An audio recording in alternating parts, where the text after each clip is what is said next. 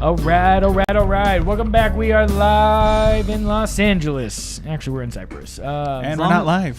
So, I mean, we are alive. We are alive. Yeah. So this is Not the the second. This is the second portion of episode 51. As long as we're not talking about Trump. Whatever. I do what I want. This is our Trumpster Fire segment. Okay, As we're continuing on. So I'm a huge fan of Trump. Oh, Just no. that he exists. I do like the fact that every once in a while, I think as a society, we need low fruit. We need low-hanging fruit to laugh To at. rally around? I was saying Or to rally Garrett, against? Or against. I was saying to Garrett that Trump sounds like he's becoming a monkey's paw. That he was like, I love this. You know the myth of the monkey's paw, which is you find a monkey's paw and you can make wishes to it, and the wishes come true, but then they like turn against you. These wishes. Oh yeah. So it seems like Republicans had their wish come true, and now they're beginning to bemoan But again, the effects. if you would poll Republicans, you wouldn't know because Chris cited earlier 91% approval among Republicans. I think that's a Quinnipiac. How do you say that? Quinpic? Quinnipiac? Yeah, I don't know. Whatever. Quinapic? Yeah. we all know What that other polls polls? though are completely awful. Yeah. Yeah, the so poll said Hillary was going to win. So Right. It's a Facebook poll, so you know. I mean, because polls it's are my always, Twitter poll. I did it. It's a Cosmo magazine. Many polls are Quiz. based on just a couple hundred people, often no more than a couple thousand. And how can you? I mean, People with landlines, too, in many Right. cases. yeah. And People with the theory landlines. goes that they represent a cross section of the United States, but I don't actually accept that anymore. I don't think they do. I think you're correct. So we're going to continue on. So we are just doing this segment every once in a while, not because it's worth making fun of him continually, because if Trump does something good, I'm gonna give him credit where credit's due. Look, I'll give him credit for this. Dude's keeping his word. Well, that is a surprising thing. It's I a mean, fumble and a bumble and a stumble, but he's keeping his word. I mean, I bet you probably could go to older videos of us before he was elected and find me saying that he's not going to do any of this stuff. Yeah. Like, I was convinced that this was all just hot air. But if you voted for Trump based on the things he said he was going to do, then you might be happy because he's really doing the things he said he was going to do. Yeah, 20 executive orders in the first month. I think Obama Wow. administration in his 8 years only used 18. No. There. And it was like 300. Oh, okay. So maybe it was just 18 in the last year. I don't know, whatever it was. You can find videos of me We're saying just that. making up facts now. And so, It doesn't matter. hey, look, he's going to make me one of Alternate his facts. representatives on his team. Okay, so recently Trump made a baffling Sweden comment, and so this is the only thing that I'm having a little bit of trouble getting behind. If you've been following the news, which I'm pretty sure you have at this point. This is the only thing. No, this is one of the big things, I think. Sean Spicer made a blunder earlier in the month when he referred to the terrorist attack that happened in Atlanta when he said he clearly meant Orlando because they are right next to each other. And then Kellyanne Conway, who referenced the Bowling Green massacre. And now Trump talked about what was going on when this thing was filmed, when we filmed this. He said that last night there had been this terrorist attack in Sweden, or something had gone on there, and he had kind of said it in the middle of this amalgamation. So he says his exact quote is, quote, "You look at what happening is," I'm sorry, let's try that again. Quote, "You look at what's happening in Germany, you look at what's happening last night in Sweden. Sweden, who would believe this? Sweden, they took in large numbers. They're having problems like they never thought possible. You look at what's happening in Brussels. You look at what's happening all over the world. Take a look at Nice. Take a look at Paris." So the last night in Sweden part is particularly troubling. And I think what's happening here is, oh, by the way, nothing happened last night from when we recorded this in Sweden. So there was nothing for him to reference. I think what's going on, though, is he seems to be referencing the idea that Sweden is having troubles with the immigration and with kind of the policies that's going on there, right? There recently was just passed in the news that, a 14-year-old girl who was pregnant could be married to her cousin, right? And it was a Muslim immigration thing. And so now people are, freaking out because they're saying that Sweden's bending to Sharia law. So that's one instance of a thing he could be talking about, even if, that's kind of up for debate. So Has he not followed up with what he meant on his Twitter? No, not that I've seen yet. So this is. He has actually now. Oh, he has. Okay, Yeah. You want to read that, or can you pull it up? Let me dig it back Yeah. up again. So while Chris is looking for that, I say this is the part that's getting a little bit frustrating for me. Is that he's kind of talking about things peripherally that can be made true, right? So that way he can clarify them at a later date. So he says things That first. can be made true. And yeah, and so Like what happened he just hoping something happened last so night his in Sweden? idea, well, he would. My guess is it would be framed like this, right? Sweden is having problems, or maybe not last night. That's I was just kind of saying that, but there is a bunch of stuff going on in Sweden right now. Here's that's what he very said. problematic. My statement as to what's happening in Sweden was in reference to a story that was broadcast on Fox News concerning immigrants in Sweden. There, And he linked the story. Somebody else had it. right? So A filmmaker was on Tucker Carlson talking about government covering up crimes and so this is involving the problem. refugees. Is like this is just a thing that you can say and kind of put it into the ether without really properly kind of doing your homework on that. He does it all the time. And that's what's disconcerting to me for my president to be That's his saying. method of communication. I remember the inaugural speech. He said, "Oh, it's going to be huge," and he said something like, "Yeah, you can't even find any more dresses at the dress shops because so many people are buying dresses to."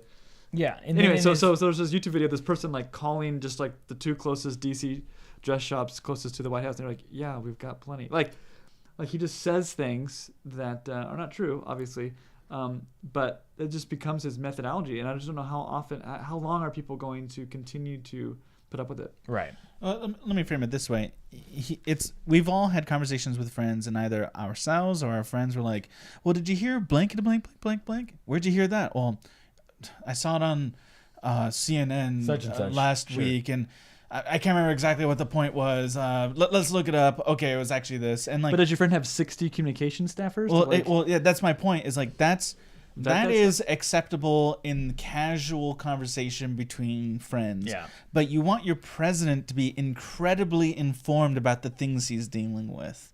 And you Right. don't want him to sound like your buddy who sort of flippantly at the bar. like mentions something he saw on totally. the news last week, right? That's not what you want from your president. Right. And this Yeah, is what's He's not doing frustrating that. is what becomes frustrating about this is because people stop listening to then what he's saying. Like there are real issues that are worth talking about in Sweden. There is proof of governmental cover-ups of kind of fudging the numbers on crimes that have happened. Britain's been doing this too.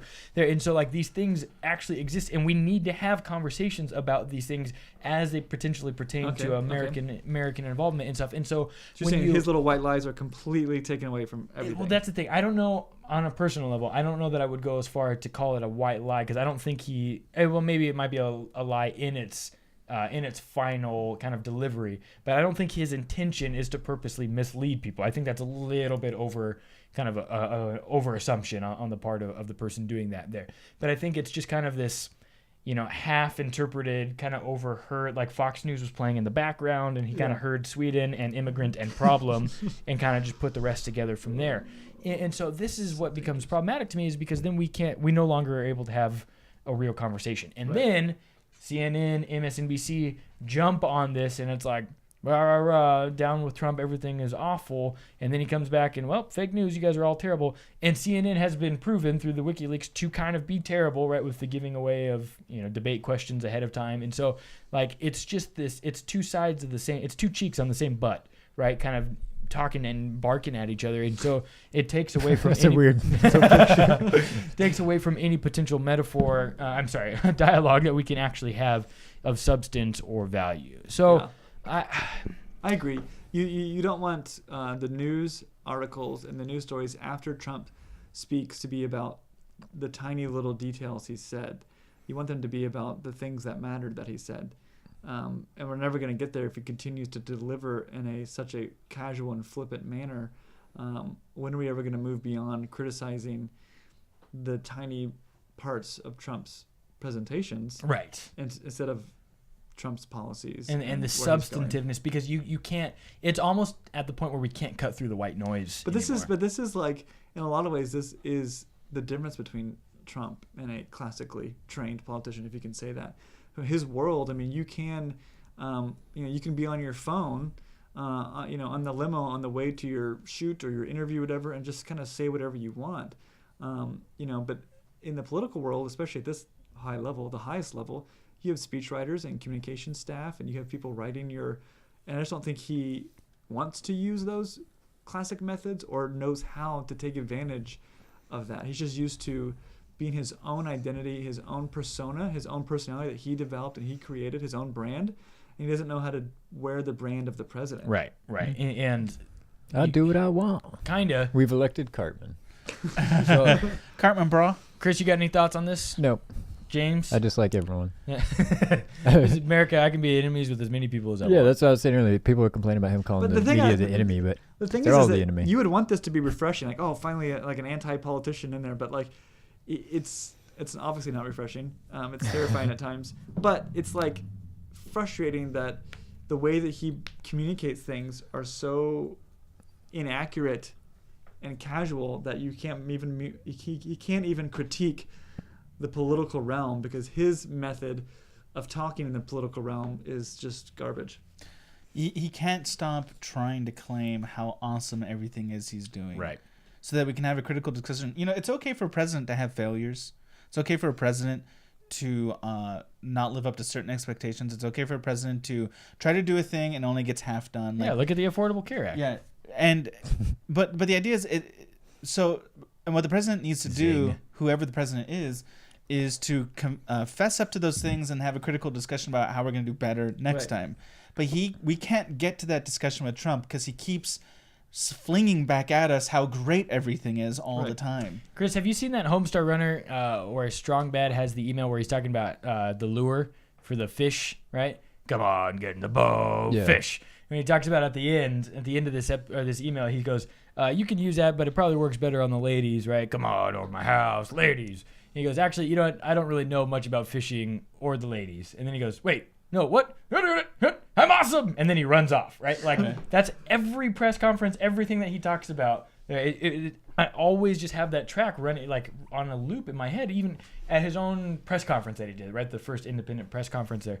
He just talks about how it was the most electoral votes that a Republican had won since Reagan. And it was like, that's not true. Bush won 425. He's like, look, I'm just going off of what I was told and what information was printed. It's like, no, you're not. You're just making crap up. Like, at least just stop making it up or just go, oh yeah, I was wrong. And then move on. Like, you don't have to pay it any attention after that, but just at least admit that what you did was wrong. Yeah, I'm not saying everything he's doing is wrong. I'm just saying that if you start press conferences with being defensive about CNN's tweet about you, like the hour before, like you're not going to really command much attention from the mass population. Like, but there's he'll Trump get us being Trump. views, so keep being Trump. Will on he? the other side.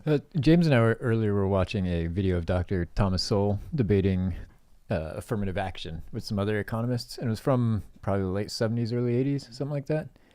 And we were talking about how refreshing it was that these guys had completely opposing views, and they were being polite, and they weren't Respectful. yelling at each other, and they were taking turns when they talk. Yeah. They were making jokes, but it wasn't It's been spiteful. the weirdest video ever. They weren't doing what media does nowadays, which is like keep ranting until the other person has no time to talk. Like they were like, okay, here's my point. Now please respond to that and let the other person respond. Yeah, you almost have to watch it for 5 minutes before you realize they disagree. Yeah. Because It they're was so nice. Yeah. It's so odd to Over even very think about. important issues. Yeah. Yeah. So, do we have any final thoughts on this? God help us. God help us indeed. I What do think you Trump guys- has enough. Clout. What's the word? No. He just has Pulmonary embolism. a long road, difficult road ahead. Oh, I of thought him. that wait, you said you want him to have that? No, Is that I think he has oh. enough of a long road and difficult road ahead of him to kind of bring the country back together. Which he won't do. Well, just from where it is now. I just think he needs to work a little bit on his communication. Well, I wanted your He's not guys' gonna bring thoughts on whether this is hot air or if this is something actually kind of building. But there was an article put out by USA Today written by Mark Painter, who's a Ohio Republican judge. He, in his piece that he writes, he says that he's been a Republican his whole adult life, that he's voted for every Republican presidential candidate up until 2004.